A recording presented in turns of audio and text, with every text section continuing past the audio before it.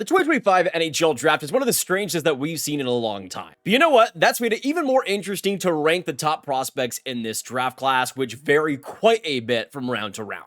Today, I'm going to be ranking the top 75 prospects in the 2025 NHL Draft, going through each and every single one of their games, the strengths, the weaknesses, and what they could be in the NHL level. So who do I see as the best prospects in the 2025 NHL Draft, and which prospects go where in my rankings? Well, make sure you watch till the end as we go from 75 all the way down to number 1, and hit that subscribe button for you for more hockey prospect content just like this as we lead up to the 2025 Draft and all the live streams and content this month. With the first prospect in my 2025 NHL Draft Rankings, let's start out at number 75 and go on to Michael Spurchek, a undersized winger who brings great passing instincts and somebody that also has a pretty good motor on him as well. I do have some concerns over the NHL upside with his decision making and how much strength there will be on his body long term, but an interesting project to say the least. At number 74, I got Shamar Moses out of the OHL, somebody that I like quite a bit when it comes to the playmaking deception, the creativity, especially up the rush, and he supports his teammates quite well. My big concern though is the skating and how that really limits both his defensive and offensive game.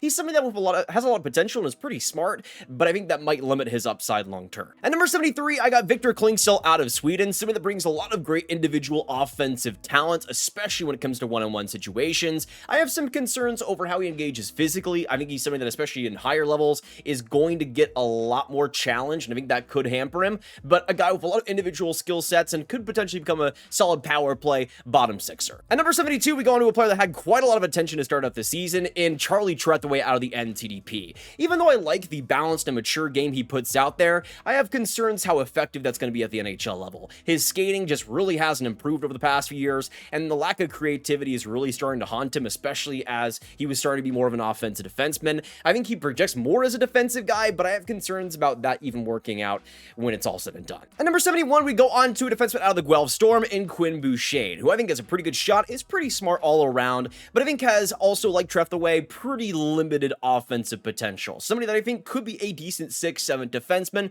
but not much more than that. But I think because of how safe he plays the game, that might become an issue long term. At number 70, I got Luca Romano out of the Kitchener Rangers, somebody that I respect quite a bit with the work ethic and how he processes the game, strong penalty killer as well. My big issue, of course, is the frame though, when it comes down to it. 5'11" and pretty thin on his skates. He's somebody that it works well in the OHL level now, but at the NHL level, I have some concerns. I think he could be a fourth line penalty kill type of guy, but the size is a big hurdle to climb over.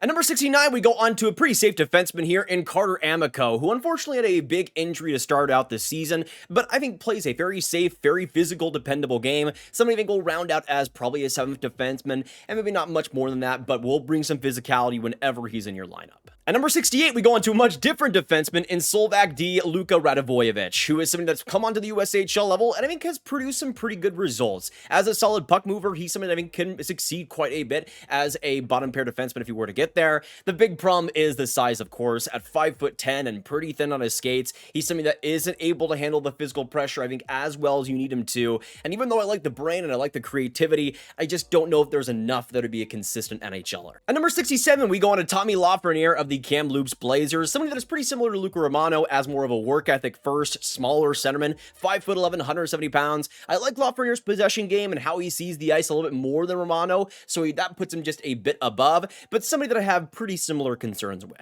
At number 66, we go on to Sean Barnhill out of the USHL, somebody that is extremely safe, and that is kind of a fault at points. Even though I think he has a strong physical game, especially around the net, he's somebody that will make you hurt. He's somebody that I think is often too much of a passive player, especially with the puck. It feels like the stone hands are creeping up to him often. I think if he makes the NHL, he'll be a fine defenseman that you rarely notice, but not much of a needle mover whatsoever. At number 65, we go on to another player from the Kamloops Blazers in Nathan Bem. I think in Bem's case, he's not quite as intense as Lafreniere, and not even close, really. I think Bem's biggest problem is actually the work ethic and how much he seems to kind of stand around the ice, but I do think he has solid IQ, especially around the net. He's somebody that feeds his teammates well in support on the rush, And even though I don't think Bem is extraordinary in any one category, I think he just gets some solid results out there when you need him to. And I think in that respect, I could pretty easily see him becoming a bottom sixer. At number 64, we go on to Team Canada's own Jack Ivankovic, who is one of the most interesting goaltenders in this draft class because he's been all over the place, having great performances here and there.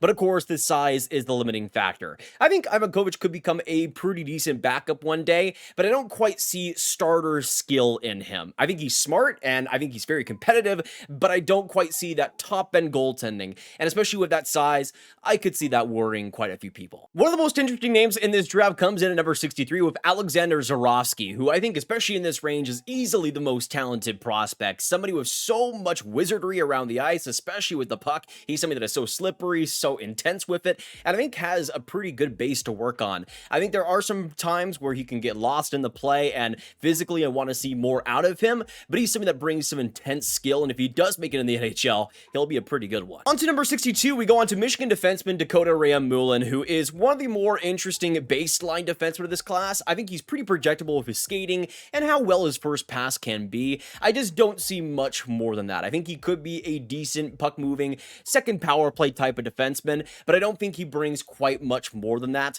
I think hopefully he can round out into a more dependable bottom pair defenseman, but I could see a situation where the defensive game isn't quite there enough to make the NHL. Still, though, I think a good baseline of traits that will give him a shot at it. At number 61, we go on to former Michigan commit, now going to the University of Denver, and Michael Misa line mates in Christian Epperson, who is an overager in this class, but with this class being all over the place, overagers actually have a pretty good advantage. Epperson is somebody, though, that I think is just so crafty and knows how to utilize his teammates well, getting in front of the net, getting in front of physical pressure. He's somebody that I think is just a very balanced player overall. I don't think he's going to overwhelm you, but I think is just a very great third best player on your line. Somebody that will drive play pretty effectively, will get into those dirty areas, but in Epperson's case especially, do a pretty good job at finishing those plays.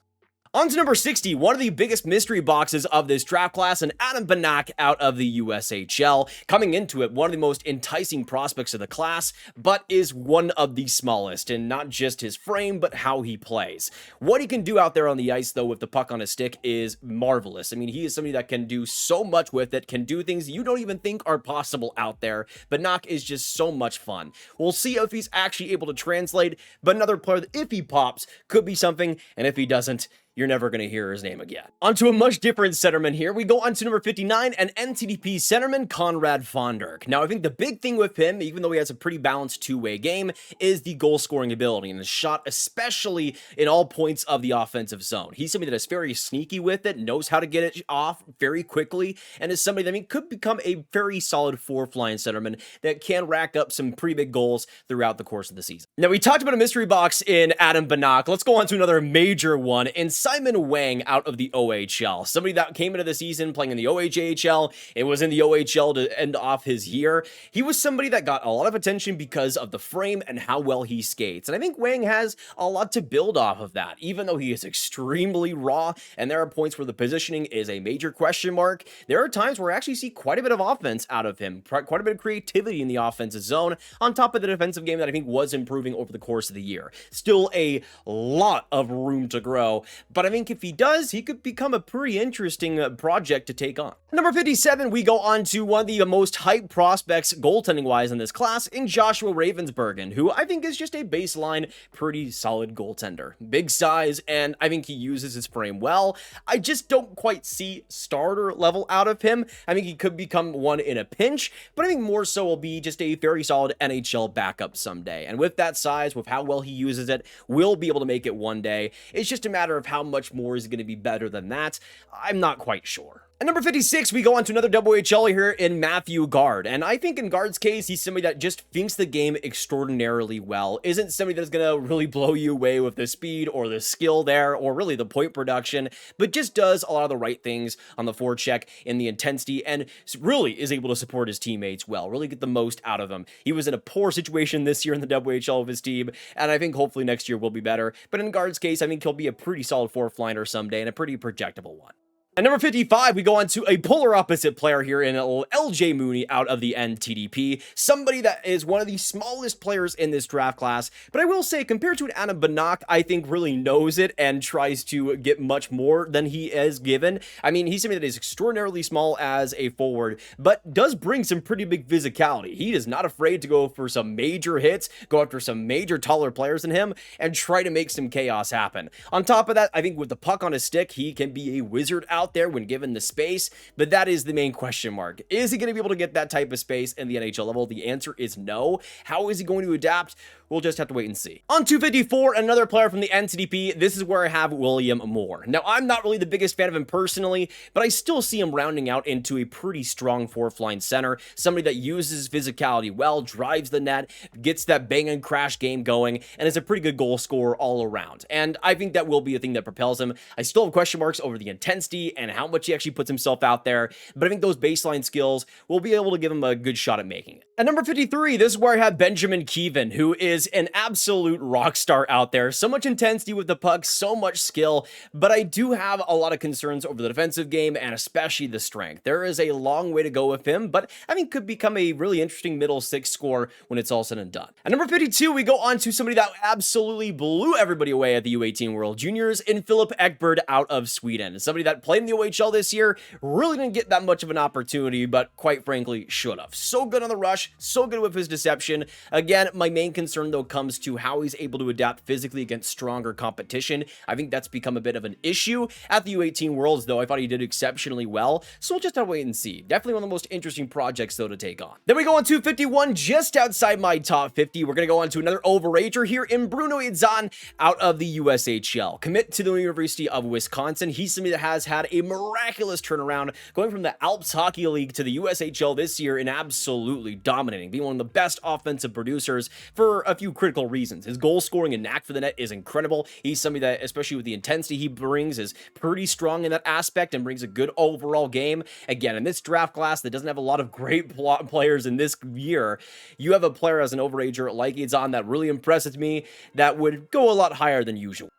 But now that we're inside the top 50, we're going to give a big spotlight to the guys coming up. Let's start out with Theo Stockselius, who's one of the most interesting names in this class, coming in at number 50. A younger birthday as a July guy, but at 6'3", 183 pounds, there's a lot of physicality to potentially work on here, whether it be at the junior 20 level, where he was fantastic in the goal scoring department, at the U18s, where he showed off pretty well. I think Stockselius is a major project, but kind of like an Elber Soderblom, is great around the net, uses that size well, and I think could entice a lot of teams because of it. Going on to number 49, we're going to go on to a very interesting goaltender here in Semyon Frolov, who at 6'3", 203 pounds, brings some pretty good size, hasn't played a whole lot this year, but has gone between different teams in the MHL, always putting up some pretty good statistics, especially earlier on in the season with a .937 save percentage. The big thing though is that Frolov combines pretty great size with especially good athletic ability. I think he's very fast, very reactive in net, and always gets into position pretty quickly. That to me is a big differentiator, but Russian goalies always seem to put up some pretty good statistics, always seem to match up a little bit better than the North American counterparts. In Frolov's case, though, I think he has all the attributes to be an NHL goaltender eventually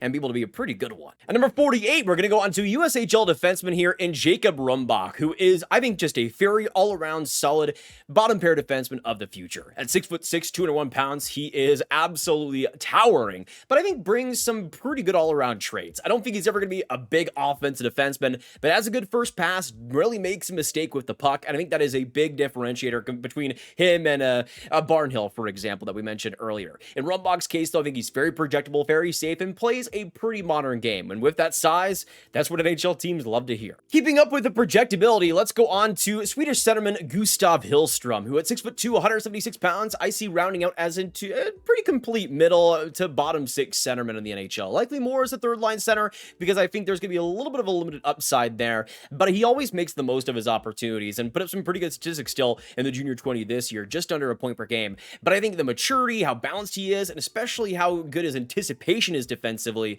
will lead him to a lot of trust at the NHL level. Again, not a whole lot of points, but I think will be an NHLer if he wants to be. Now, going on to another one that I think will likely be an NHLer as well, let's go on to 46 and Jack Nesbitt. Now, I'm not quite as high on Nesbitt as some others, but I still think he has a lot of pro attributes. Sees the game well. I think is pretty responsible in all three zones. I just don't quite see as much pace, as much intensity as I want to usually see out of a player like this, especially for one that's being ranked in the first round as of recent. I still think he's a solid one and does use his physical body well, but I just don't think quite has the speed and especially the decision making that I want to see, but I think could round out again as a pretty solid bottom 6C.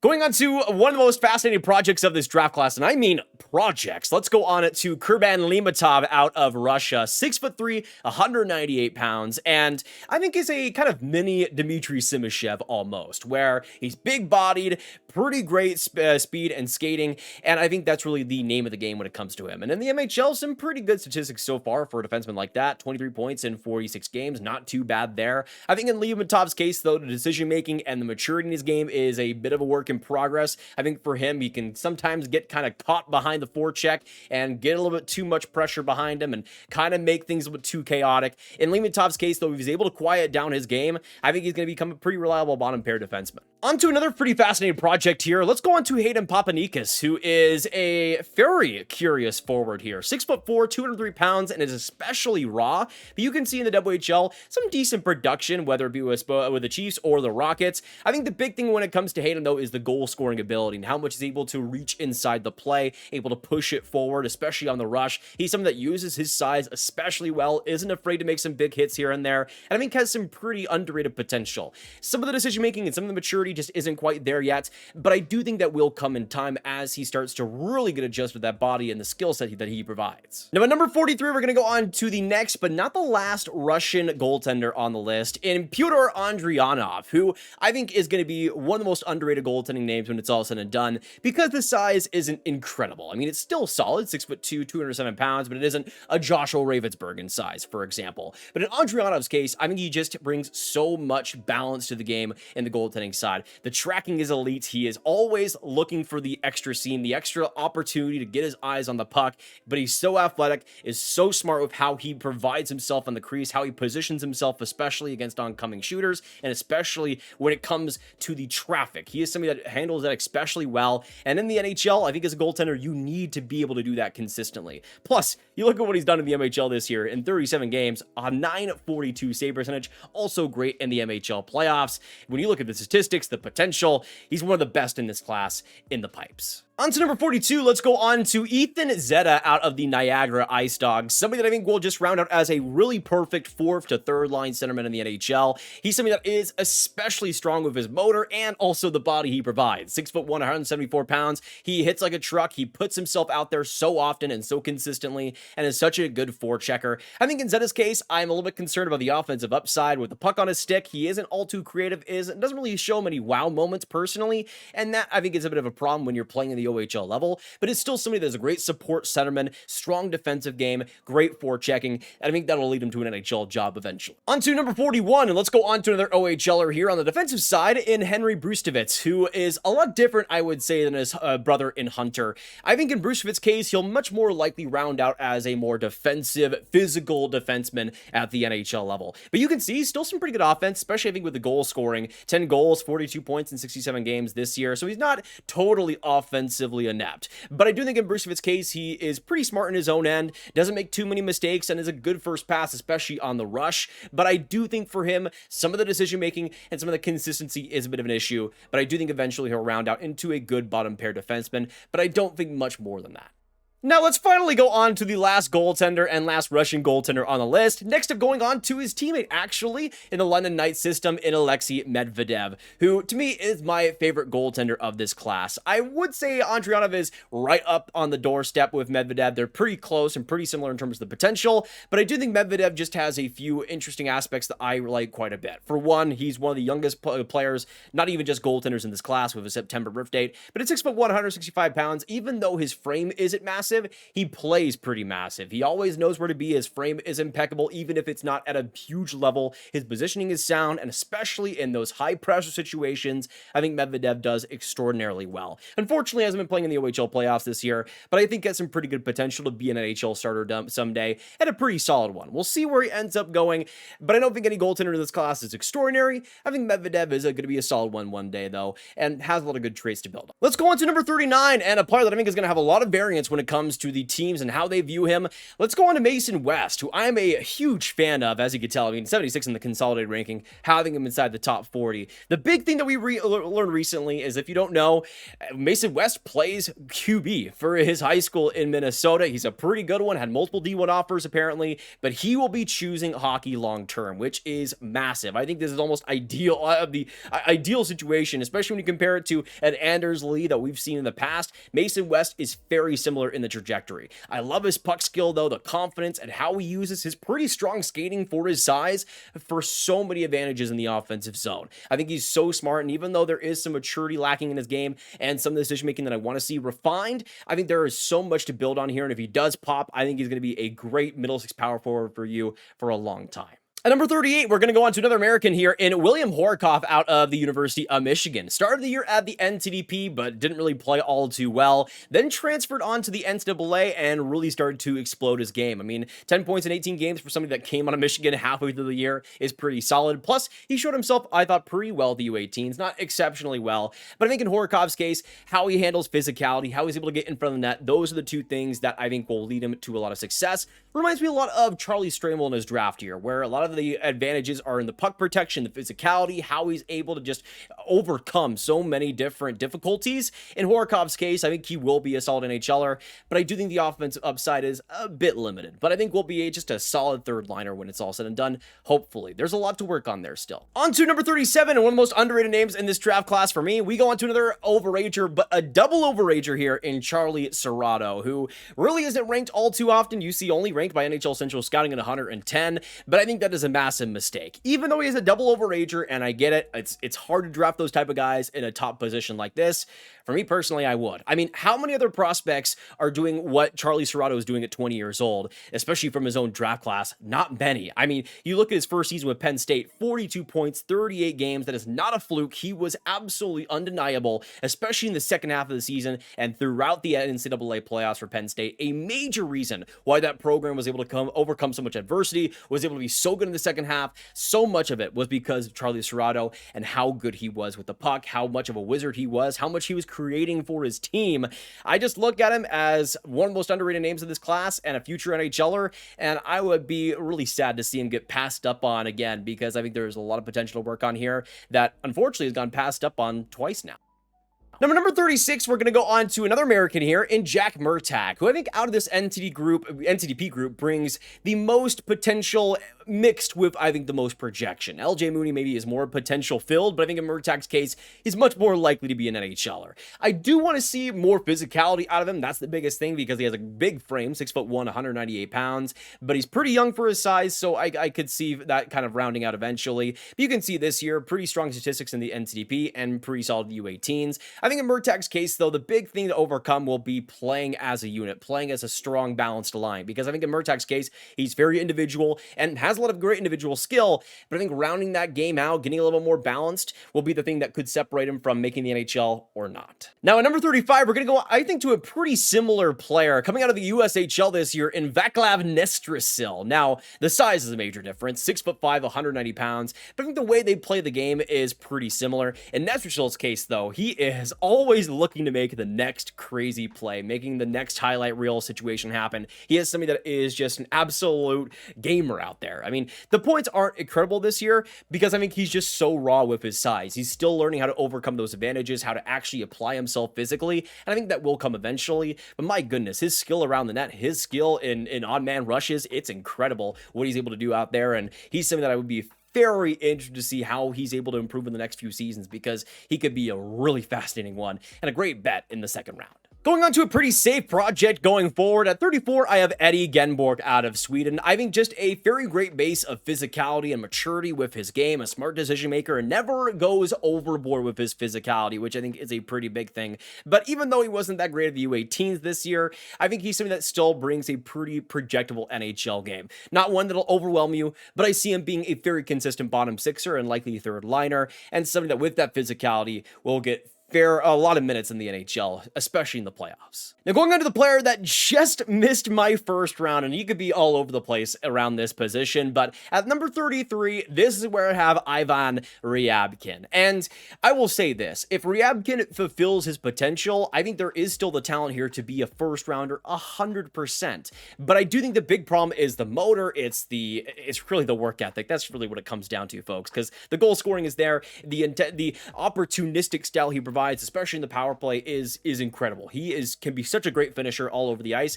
and you can see what he's able to do both in the USHL regular season and the playoffs when he was at his best. I think there is a lot to bring in here, a lot of potential. I just am concerned how much it's going to be able to translate to the NHL. I am hoping it does, but my goodness, it is a gamble to make. At number 32, we're going to go on to one that impressed quite a bit at the U18 World Juniors in Sasha Boumediene, who is, I think, a curious one because I like a lot of his game, but also am kind of a hater at some points as well. He's something that I think has a really great passing ability, especially in the power play, is something that I think feels the game especially well, and that anticipation of the play as I think a pretty big aspect. How good of a skater he is as well is a major component. My big problem is just some of the decision making, some of the consistency. There are times where he can just absolutely float in the background, and especially with the size. Even though he has a pretty big frame, I don't think he uses it nearly as much as he should, especially up the ice. So there are some concerns, some good things, some things to build on. I think in his case, he could become a solid puck-moving defenseman, but there's still a lot of work to get there. At number 31, we're going to go on to a player that it seemed to really put in the work throughout the course of the season in Jacob Ihs-Wozniak, who came in, I would say, a pretty strong top 15 prospect coming into the season. Drifted a bit in the first half, but I think got his game back going in the second half and really started to learn some critical lessons. He's big at 6'3" and a fantastic goal scorer, and that's really the big thing that had carried him for a while. But the big issues I had with some of the pace and how he was using some of that physical play. He was someone that I was kind of over-reliant on it. But I think over the course of the season, he got a little bit more balanced, a little bit stronger in the defensive zone too, and that's really propelled him back into the first round for me. Somebody that had a great second half in Sweden, a great U18s, I thought, and was exactly what he needed to be. I think he'll be a strong middle six power play sniper, and somebody that, especially with the power play and those odd man rushes, will bring the most value offensively. At number 30, we go on to a really projectable center in this class in Bill Zonen. And yes, he is a winger, but I do think he is more of a center long-term.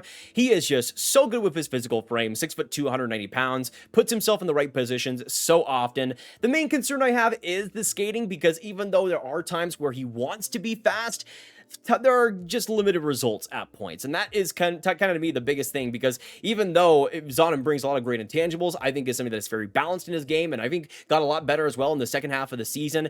I just have some concerns if that's going to be able to match the NHL intensity. That would be the only thing that holds him back, though, from being an NHLer, because the rest of it is pretty great. At number 29, we're going to go on to a very big offensive producer in the USHL in Riker Lee, somebody that was an absolute beast for the Madison Capitals this last year. In 58 games, 31 goals, 68 points, was terrific, and a commit to Michigan State University, not a bad place to go. I think in Riker Lee's case, he's so good on the rush, so creative, and I think especially in those power play, in those offensive situations, is just the perfect finisher. Always knows where to be to get those opportunities, and it never really makes too many mistakes. My big concern, though, is how he is able to process the game defensively. There are times where I just think he gets absolutely coasting throughout a shift, and those are where the frustrations start to come in. So he's a player that I could see being a frustrating one for coaches specifically and not getting much of an opportunity, but if he does, I think that offense will shine quite a bit. Now, number 28, we actually have back-to-back Michigan State commits here, and a recent one in Eric Nielsen,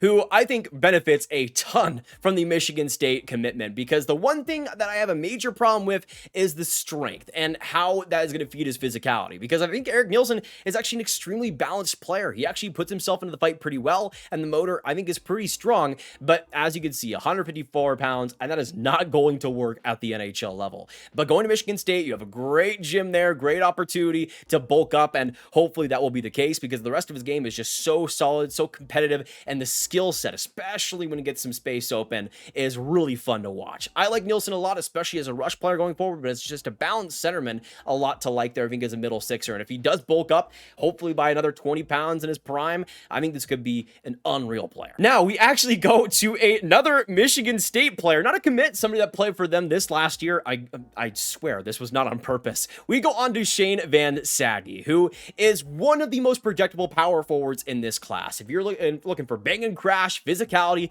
you don't really have many other options that are as safe as Shane Van Saggy. 6'2", 216 pounds. I would say top 5 in terms of the NHL readiness. I mean, I think he could step into a fourth line and immediately get some pretty good results. But this last year for Michigan State, in 37 games, 6 goals, 10 assists, 16 points. I don't think the production is ever going to wow you, especially in the goal scoring department, but he's good in front of the net. He's good in bringing intensity. He's fantastic on the forecheck, and those things I think will propel him to a pretty long NHL career. I have some concerns still with the skating speed, and that might limit his forechecking, but I think he's so smart in his positioning anyways that he's able to make up for it and will make up for it when he gets to the NHL. Now let's go on to a Michigan commit, not a Michigan State commit here, and Cole McKinney, who is another one like Shane Van Saggy that I think is just very projectable, but in McKinney's case, as a center, which definitely does raise his value quite a bit, but at 6 foot, 198 pounds, he has such a good frame already and uses it extraordinarily well. Like Van Saggy, is a great forechecker, brings some great speed though, and that is, to me, a big part of McKinney's game going forward, is his speed with his decision-making and how much pressure he's able to apply. I don't think he's going to be an exceptional player in the NHL, but he is going to be a winner. He's going to be a dog and will be perfect as your third line center. And I think especially in this range, getting a guy like that is pretty invaluable. Number 25, we're going to go on to another American here, this time out of the WHL, though, in Blake Fiddler, who I think has just been a very consistent defenseman throughout the course of the season. I think projects pretty safely as a good fifth defenseman at the NHL level, somebody that stops play well, uses his body and a stick, especially against oncoming traffic, to be able to get the puck back. He's just somebody that's very simple, and I think that might be something that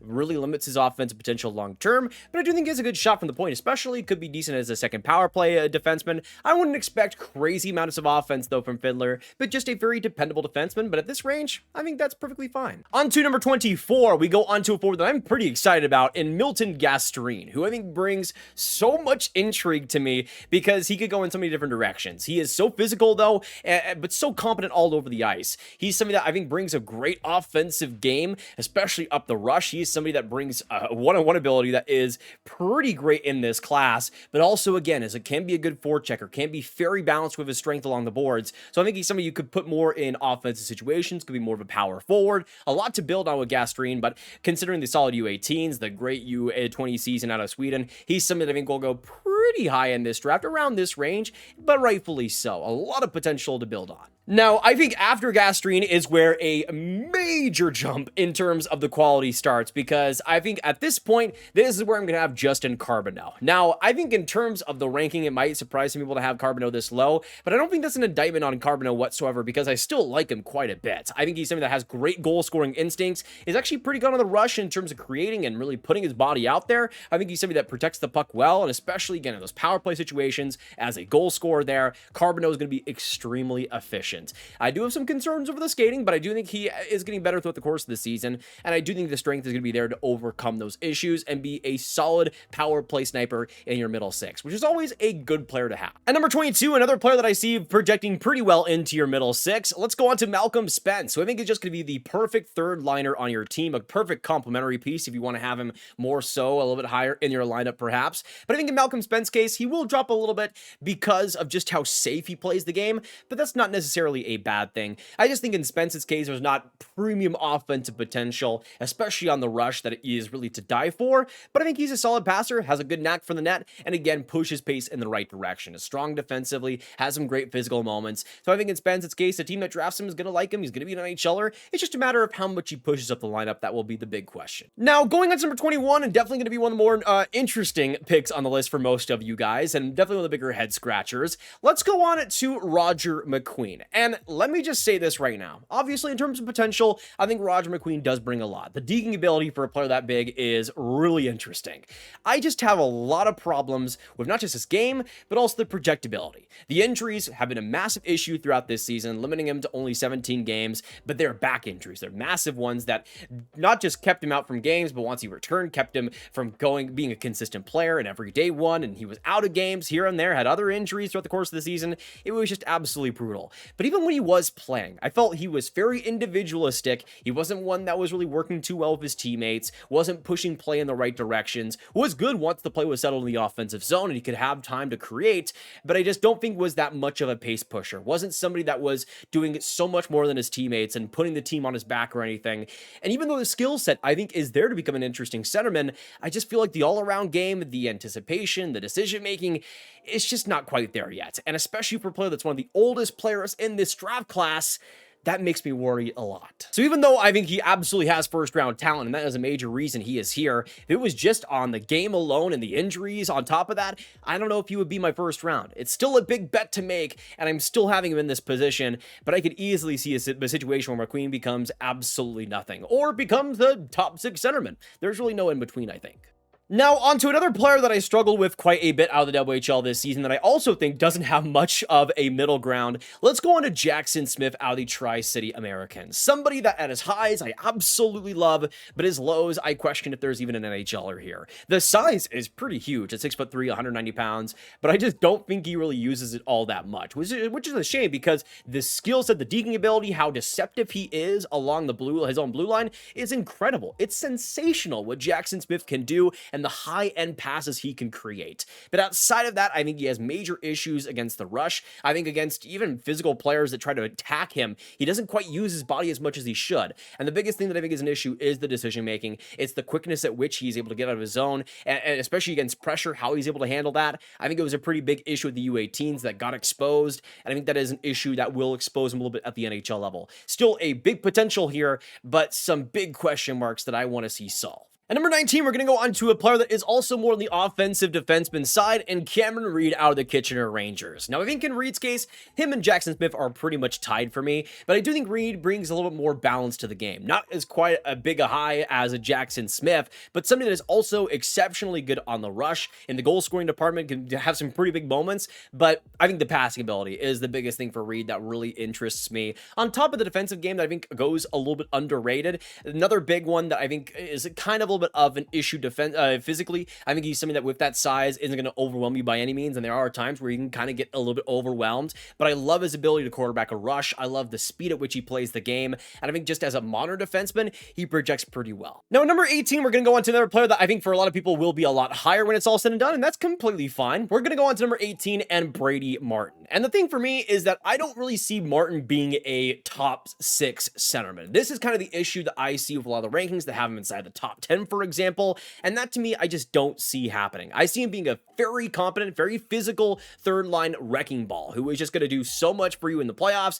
so much for you defensively, but I just have questions over his ability to quarterback a line, to be the guy in terms of the skill set when he actually does reach the NHL level. He's doing that right now in the OHL, but I still don't think it's at a great level with the speed and the intensity. He has his moments in terms of the forward check and again, the defensive game, and I think he will be a very competent all-around centerman, but just not somebody that I quite see having the potential as some other players higher up. Which is a great example of my next pick here, because at number 17, I'm going to go for a player that is a little bit less projectable, but I think brings so much potential to his game in Cole Reshny. And yes, he's not the name brand value that Brady Martin brings, but I think Reshny is getting especially underrated in this draft class for what he could bring when he is at his best. And even at his worst, he still brings a great motor. The big question, of course, is the translatability of a 5'10" forward who is more motor-based in his offense. That's something that is always a bit of a question mark with those smaller players, but I think in Reshny's case, he's not afraid to back down from fights, not afraid to back down from physicality, drive the net, get into those high danger opportunities,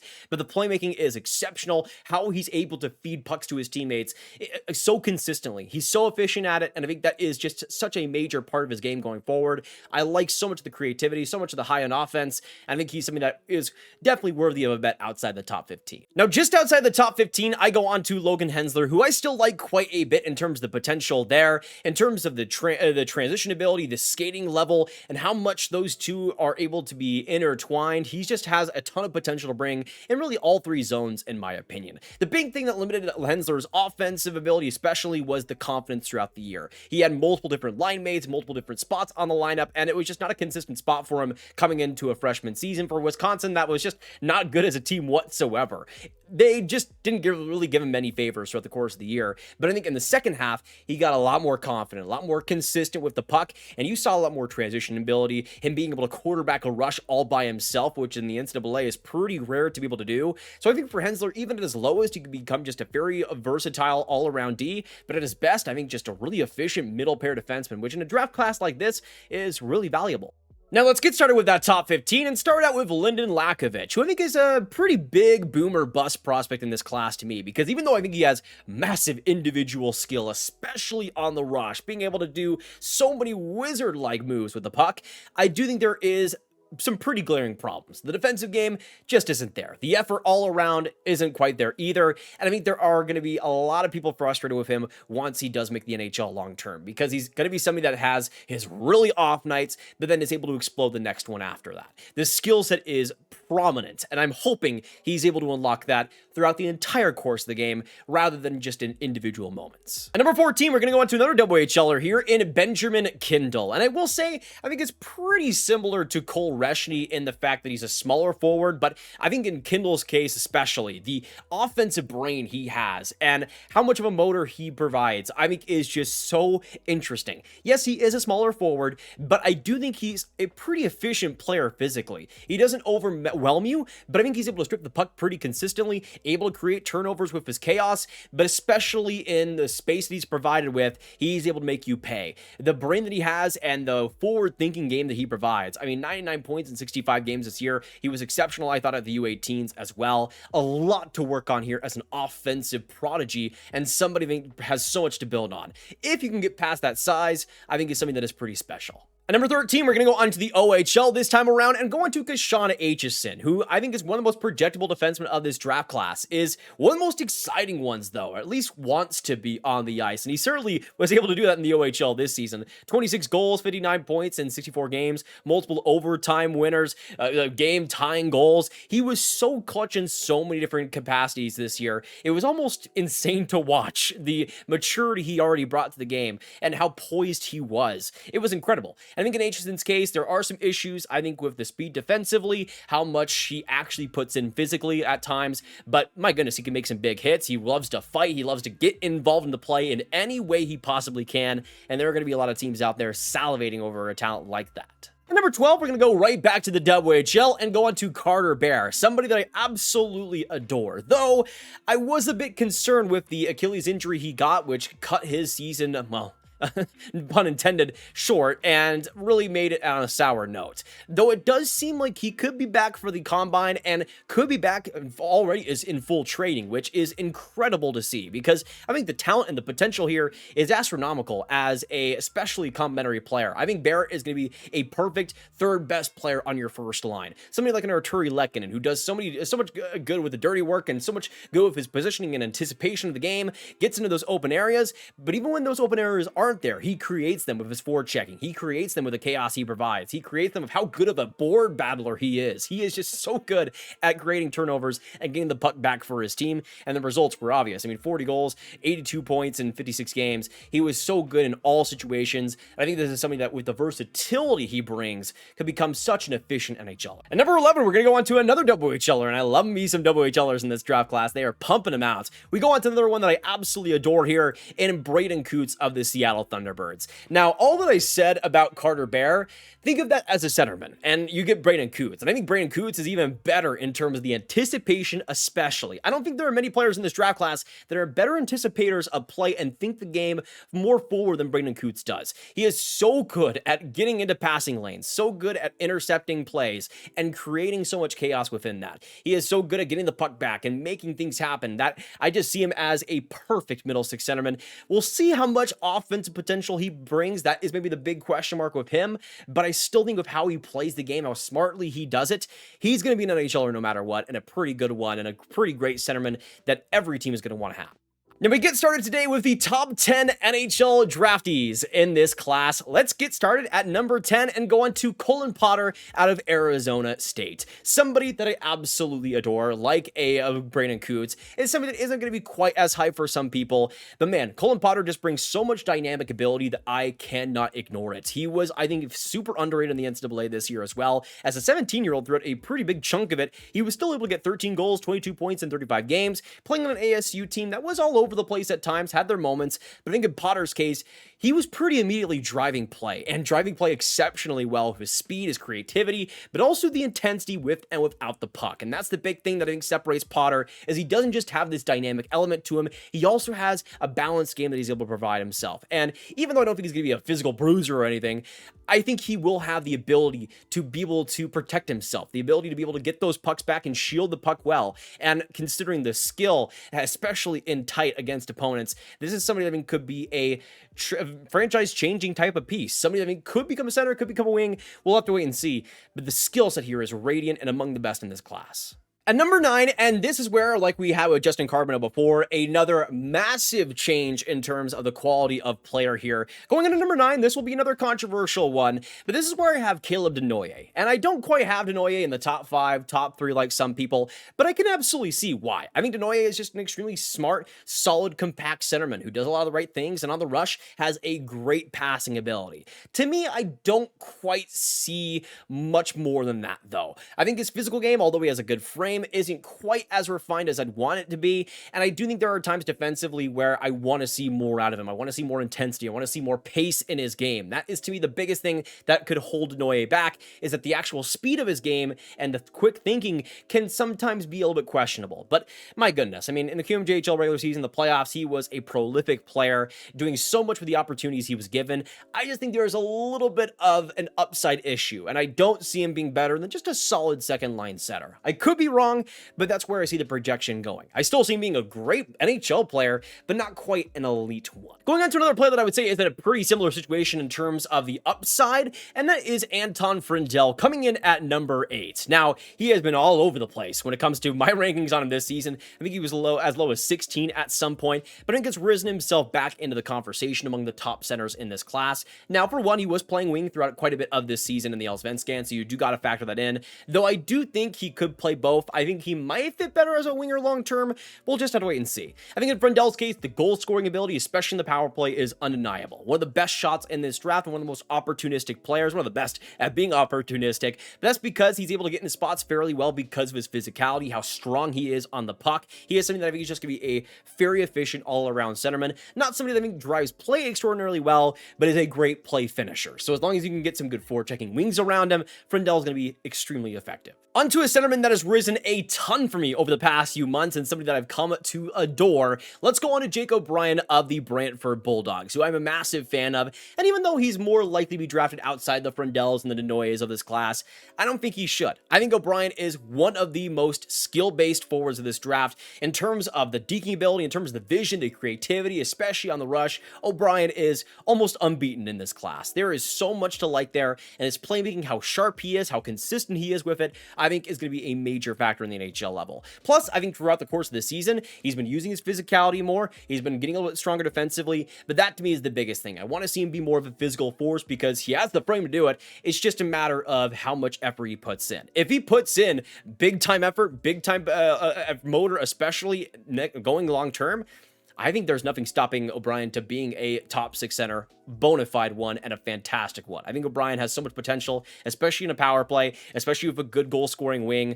O'Brien's going to be ridiculous. Now on to number 6 and the last player outside our top 5 here. We're going to go into a pretty different player than Jake O'Brien in Czech D. Radim Mrka. Now, I don't think Mrka is going to be as high for a lot of people, but I would not be surprised to see him go around this range on draft day because of how safely projectable he is as a defenseman. I think it's pretty easily, outside of Schaefer, the most projectable defenseman of this draft class for a few critical reasons. I mean, as a younger defenseman, as a June birth date, big size, 6'6", 216 pounds, and he knows so well how to use use it, especially against the rush. He is an absolute stone wall. I mean, simply put, he is so good at disrupting plays, disrupting rushes, and getting the puck back for his team. There's nothing absolutely insane with his game, but I think the skating ability, especially on the rush, improved quite a bit once he entered the WHL, and the confidence there, I think, has been growing more and more. There's a lot to like with Merca, and even though I don't think he's going to be this premier offensive D, more likely a 40-point, potentially number 3, number 2 type of defenseman. And at this range, I think that's very valuable, especially as a right shot D. There's a lot to like there.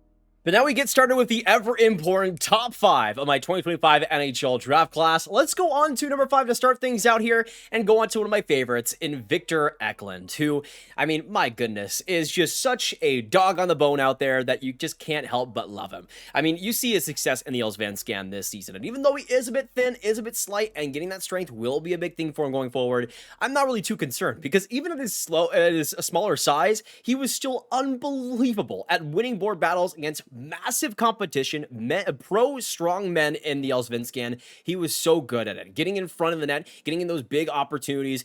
19 goals, 31 points in 42 games this year, was a heavy part as well of the team for Djurgården in the playoffs as well. Just plays such a pro-ready game, and on top of that, I think has a ton of skill, especially around the net, to be able to offer. I think this is an exceptional player, though, and somebody that is just such an NHL-ready player already. Now, at number 4, we're going to go on to a player that I think could go in a lot of different directions, but maybe has been a little bit miscast in Porter Martone of the Brampton Steelheads. Now, being labeled the next Brady Tkachuk, Matthew Tkachuk, we've seen those comparisons. I think in Porter Martone's case, that's maybe the issue I come back to the most, because even though he has the potential to be this great power forward, and at times has shown that, the consistency shift by shift in terms of the effort and the physicality isn't quite there. In fact, most shifts, he kind of reminds me a little bit more of a Beckett Seneca, where it's skill-based. It's a lot more pace and a lot more intensity, especially up the ice. But I think defensively, there are times where I want a little bit more out of him, and in the all-around effort, kind of comes up a little bit dry sometimes. But I think in Martone's case, he has the potential to be an unreal power forward, especially in the playmaking department.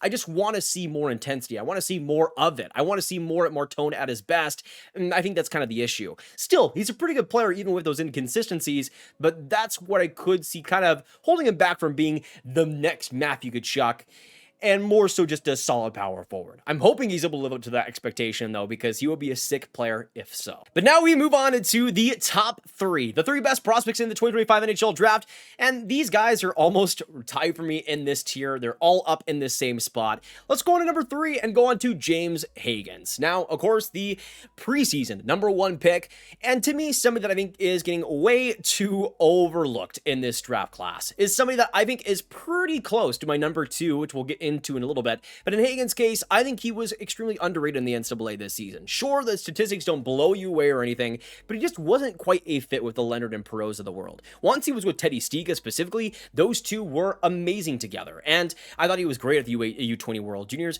Obviously, unbelievable at the U18s last year, but I think in Hagens' case, it's the vision, it's the creativity, it's how much he's able to have eyes on the back of his head almost. He can just make plays that you don't see all too often, on top of great pace, great anticipation of play, and I thought especially in the second half of the NCAA season, a lot better defensive game, a lot more physical play as well, which I think is a good thing to see out of him.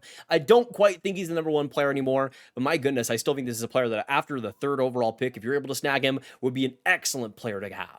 Now we move on to number 2, and a player that I think is pretty similar in terms of potential of a player like James Hagens, but just barely goes ahead. Let's go on to Matthew Schaefer. And of course, the number 1 for a lot of different people, and I think rightfully so. Schaefer is a fantastic product and a fantastic potential player. You look at what he's done in the OHL, the World Juniors, he was fantastic all throughout, bringing so much creative skill, so much transition ability. I mean, he was quarterbacking rushes all by himself with the confidence and his puck handling ability. It was something special to watch. And being one of the younger players of the draft class as well also brings that potential up quite a bit.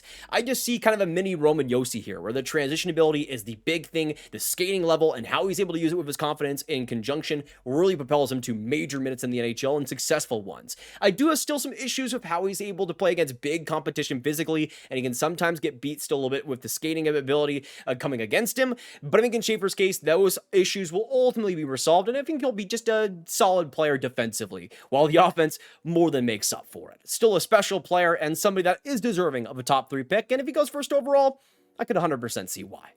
But you do have to be a special player to knock off a player like Matthew Schaefer for that number 1 overall spot, which is why we're talking about a special player next up at number 1, and from, in my opinion, the best prospect in the 2025 NHL Draft. Let's go on to Michael Misa, somebody that has been transformative over the past couple of years, going from a player that I wasn't really too big of a fan of last year to my number 1 pick this season. And for me, it's for so many different reasons. Production-wise, obviously, unbelievable. 134 points, 62 goals in 65 games. One of the best drafters we've seen really since Connor McDavid out of the OHL. But in Misa's case, to me, there is so much translatability as a centerman here. He is so strong on his skates. His skating ability has improved and improved. He's something that is so smart, though, all around the ice and always knows where to be to create offense, to create chaos, to create something special. He is so good on the rush, so good at finding his teammates, and that to me is the biggest thing. How he elevates the team around him, how he carries the team on his back every single shift.